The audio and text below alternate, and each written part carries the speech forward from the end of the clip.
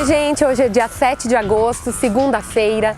Fique conosco com as notícias que marcaram a semana e que aparecem só aqui, no seu jornal, no JTT.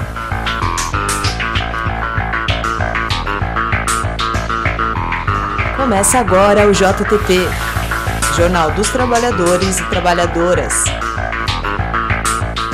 Câmara dos Deputados decide por arquivar processo de investigação do presidente ilegítimo Michel Temer. Samuel Martins analisa o impacto dessa votação para o Brasil.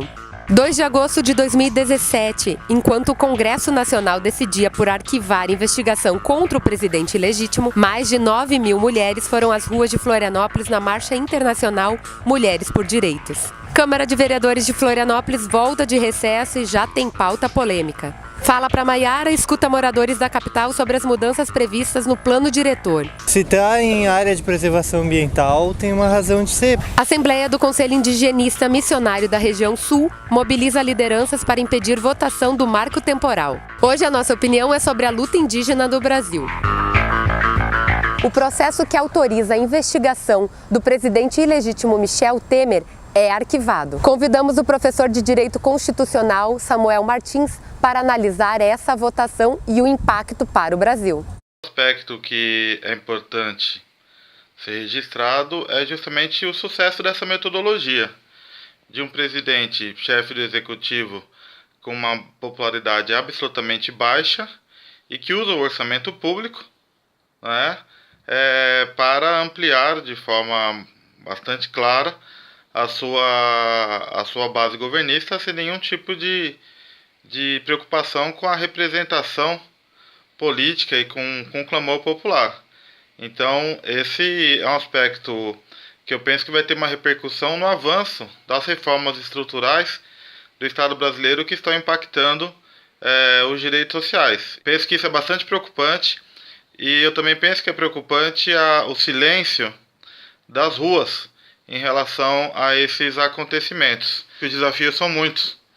Desafios justamente para tentarmos restaurar a democracia ou algum regime político que possa minimamente ser denominado como uma experiência democrática. E certamente não é o caso que nós nos encontramos atualmente no Brasil.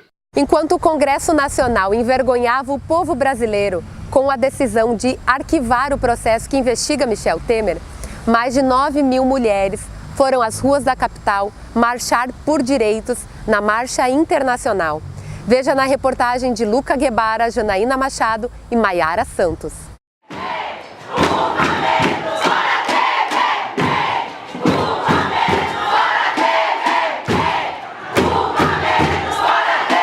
Eu luto pela maior liberdade de expressão das mulheres e maior direito ao uso de terra pelas mulheres.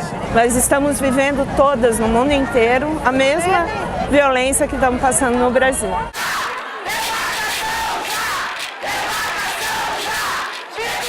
Servem as mulheres indígenas e é por isso que a gente está presente aqui, para a gente se mostrar, para a gente mostrar que nós somos 305 povos indígenas invisibilizados nesse país. Nesse momento que o Brasil está passando, de total desrespeito pela população, especialmente população pobre, negra, LGBT, mulheres. Nessa sociedade que permanece tratando puta como xingamento, que permanece tratando filho da puta como se fosse xingamento, como se puta fosse o pior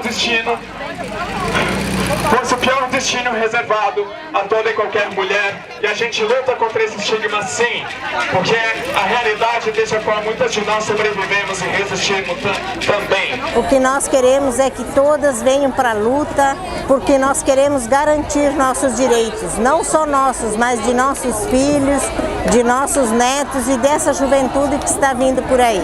O papel do homem, quando a mulher se propõe a pensar o feminino, a feminilidade, nós homens temos também que repensar o que é ser homem em sociedade e apoiar a reivindicação de vocês. Nós só vamos conseguir garantir os nossos direitos estando juntas para enfrentar aqueles que nos oprimem, que é uma sociedade capitalista, patriarcal e opressora. Veja as pautas polêmicas que prometem agitar a Câmara de Vereadores de Florianópolis no mês de agosto. A reportagem é de Rosângela Bion de Assis e Raul Fittipaldi. Na próxima semana, aqui na Câmara de Vereadores de Florianópolis, está previsto a discussão da LDO, a Lei de Diretriz Orçamentária.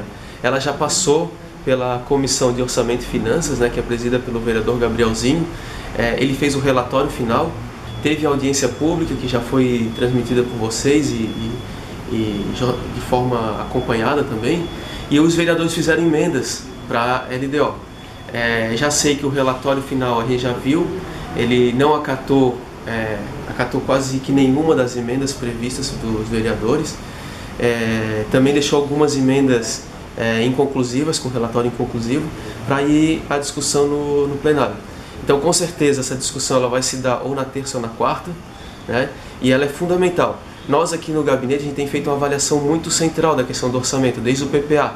Infelizmente, não se tem espaço de discutir com a sociedade, muito menos com os vereadores. Isso quer dizer, Marquito, que não haverá espaço para outra audiência pública ou outras audiências públicas sobre essa matéria? Não, a LDO encerrou aqui. Vai ser a aprovação do relatório da Comissão de Orçamento e Finanças no plenário. Depois do relatório vai ser o projeto mesmo, a LDO como um todo.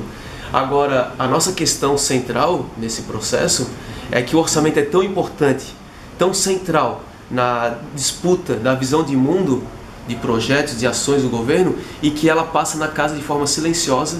Aqui em Florianópolis, o plano diretor é o assunto que está na boca do povo. O Fala Pra Maiara foi para as ruas escutar as reivindicações da população. A senhora responderia uma pergunta pra gente?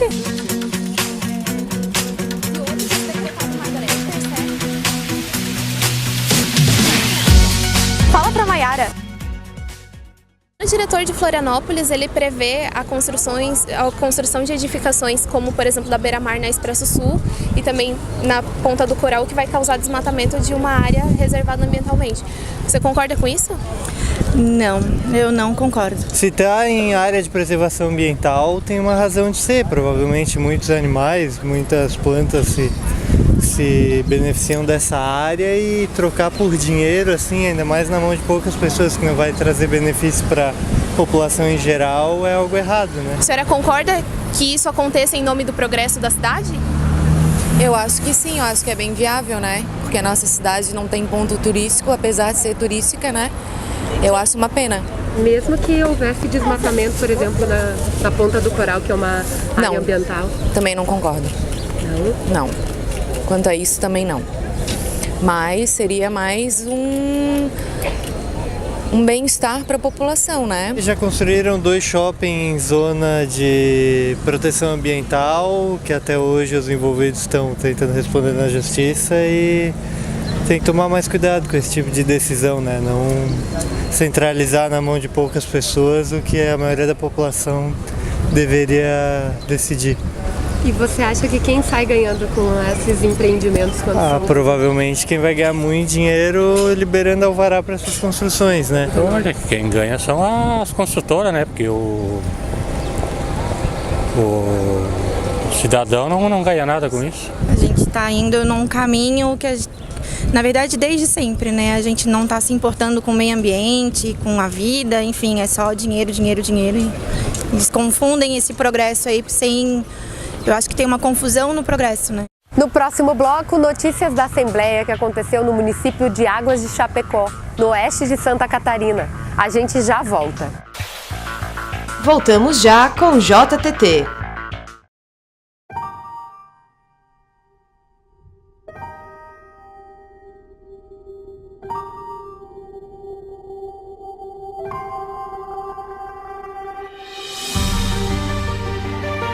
As mulheres da Pátria Grande não pertencem só a um estado ou a um país. Elas são um continente de resistência. Da Argentina até o México, da ilha de Santa Catarina até as ilhas do Caribe, mulheres da Pátria Grande. Thali Feldglaser, Ana Rosa Moreno, Cláudia Weiman, Rosângela Bion de Assis, Caroline Dallagnol e Júlia Sajorato, na primeira série mensal do Portal Desacato, Mulheres da Pátria Grande. Conheça as mulheres que escreveram, escrevem e escreverão a história de lutas do Brasil e do nosso continente.